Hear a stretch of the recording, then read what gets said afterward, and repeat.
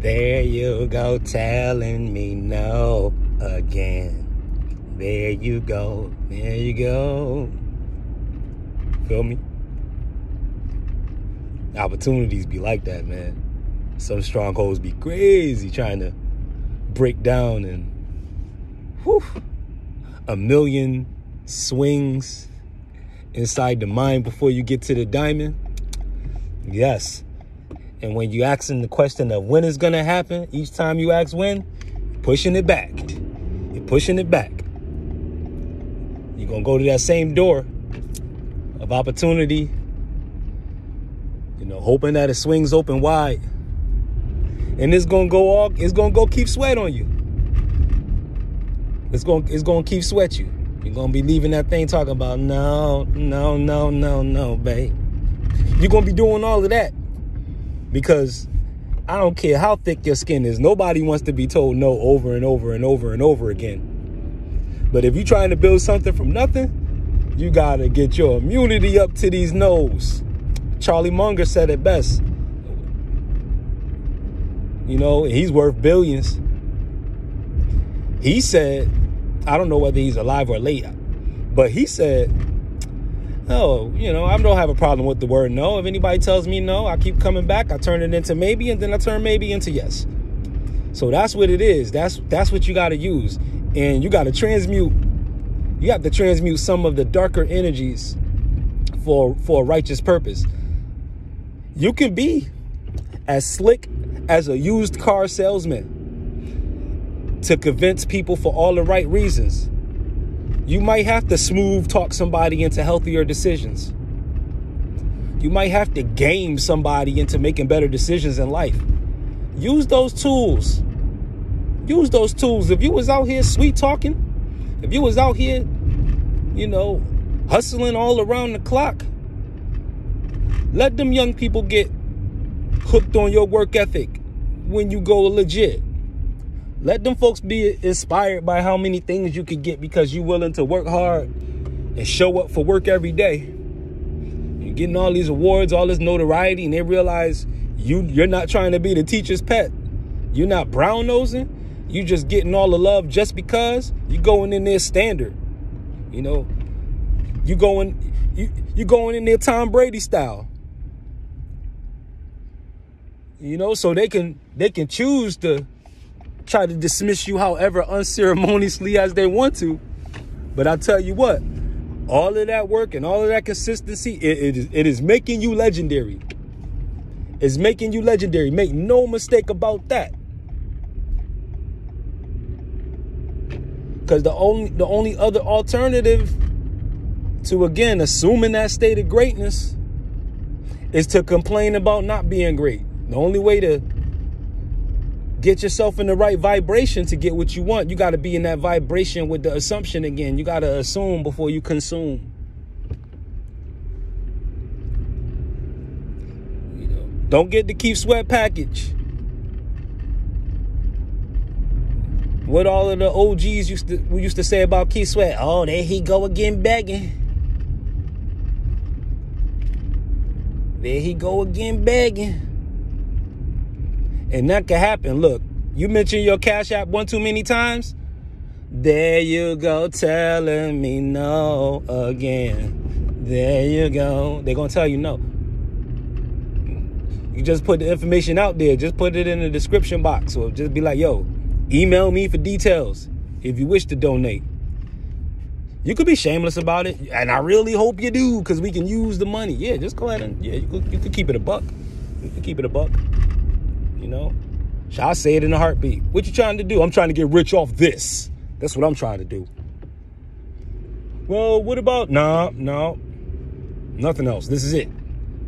Will Smith said, the first step before anything is you have to believe it. The first step is you have to believe it. There's no reason for a plan B because it distracts from plan A. I tried to imitate him as best as I could. Shout out to Will. Shout out to Will Smith. The Fresh Prince of Bel Air. Went on to be Mike Lowry, the Fresh King. Say what you want about him.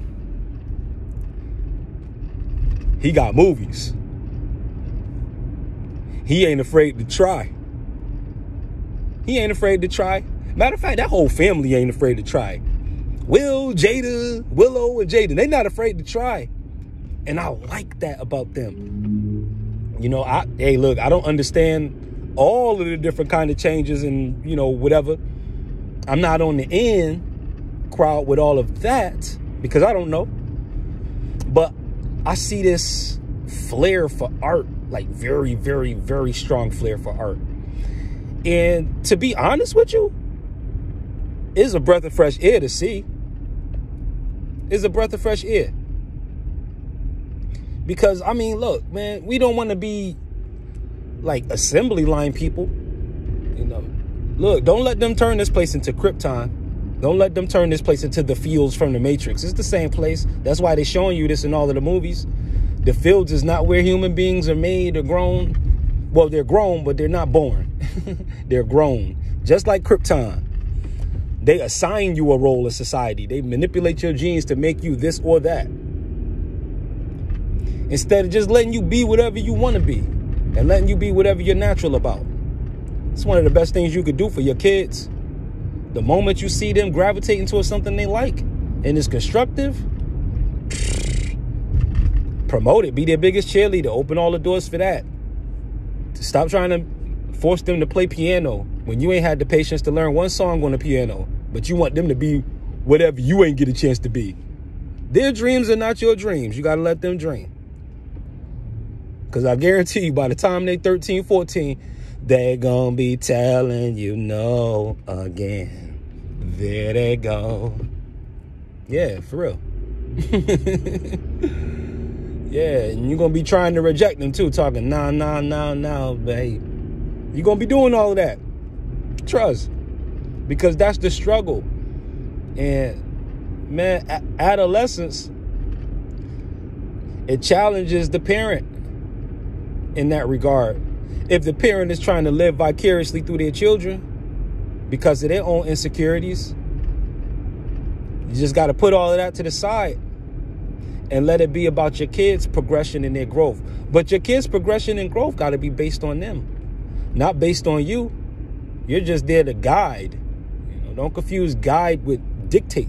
Don't confuse guiding somebody with having a preconceived agenda and trying to push them in a certain direction. A lot of us were pushed in certain directions, and it may not have been a natural fit, even though we may have worked it out. It don't mean it was what we wanted to do. If you want to build toothpicks, then yeah, that's what we going all out. Toothpick making t-shirts, nothing but Razor Ramon wrestling matches. Toothpicks, man.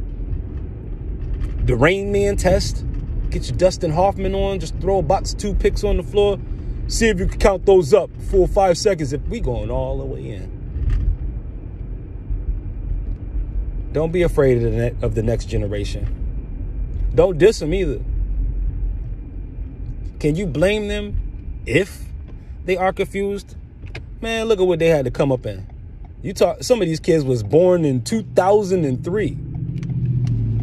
All the OGs know the difference between 93 and 2003 was drastic. You're dealing with folks that never even seen the old world. Anything prior to 1996 is considered the old world. That's BC. I don't mean before Christ. I mean before Corona. BC. You know what I mean? Before that thing. You know? That's how we doing it. I was born in 1982 BC. You know, before the sizzle. But y'all stay healthy. Definitely stay healthy. You know, do what you got to do. Stay healthy, please. There's some tried and true techniques. You know, most of that stuff, if you ever feeling under the weather, sweat it out. Sweat it out. You know, at first it's not going to seem like the greatest hygiene to have no t-shirt under 3 hoodies. And it may not seem holy, so to speak, to throw a little gin in the microwave, to put a little shot of Cavassier in the microwave for 15 seconds. But it's worked for me. The idea of sweating things out whenever I was, going to be under the weather. In my whole life, I probably only caught the flu like maybe 3 times. I literally have a decent grasp on how many times I've been sick in my life. It's been less than 15 times. On the one hand, it's Native American genes, because my great grandmother is 100% Native. So it doesn't even go that far back. And their blood is invincible. I mean, they lived outside. Corona 97 wouldn't even affect people like us, because we got O positive blood. What they call a universal donor. Man, the Red Cross used to love when I used to come in there and donate that blood at them colleges, whatever school I was at the time. And I used to love it too, man. Free pizza and Famous Amos cookies, you heard? And I'm talking about, yeah. It'd be like 2 people in there giving blood. It'd be like 18 large Papa John's. Man, they be like, yeah, eat so you can get your strength up. I'm gonna do more than that to get my strength up. I'm gonna be eating for more than that reason too. I'm gonna be eating because I'm hungry.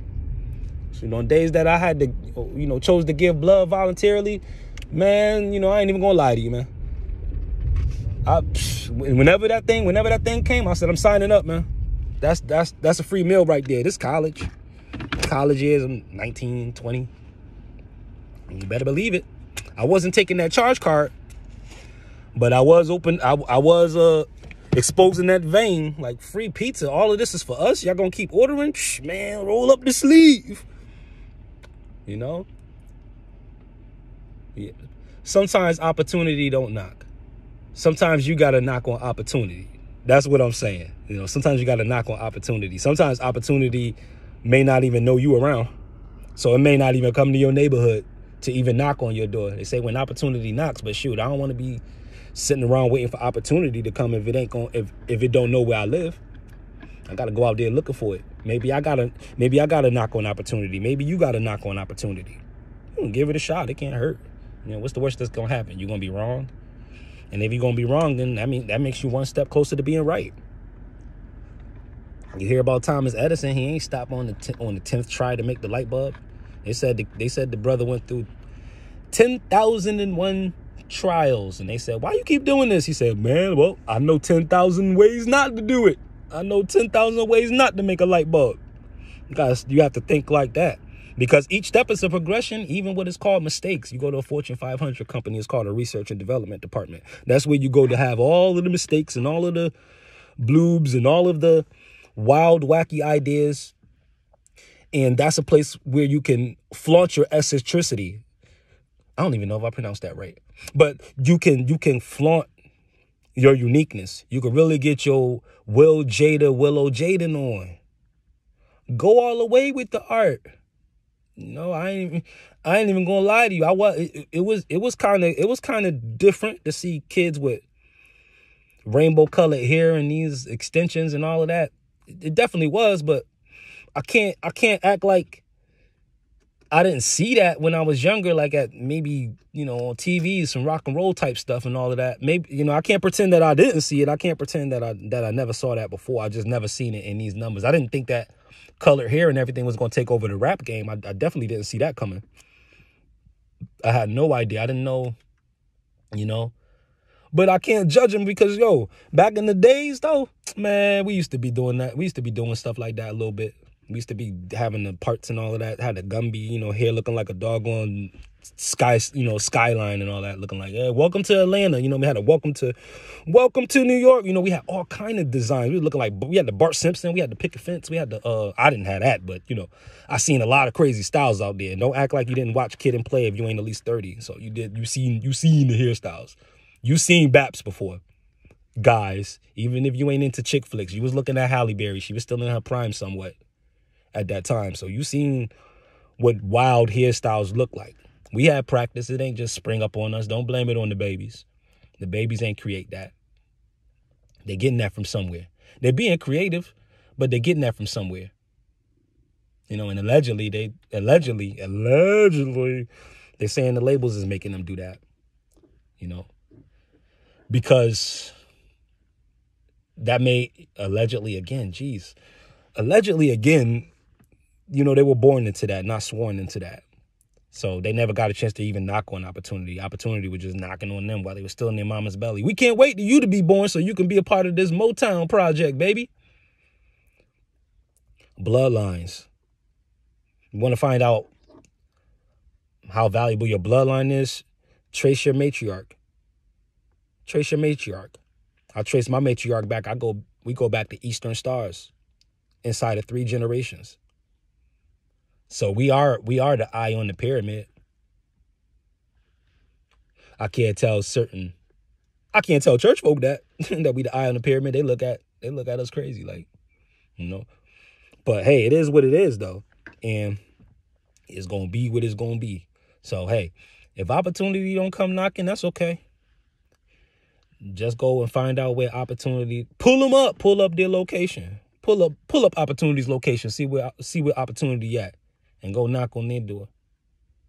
And leave a couple notes in the mailbox and say, "Hey, opportunity, I'm around.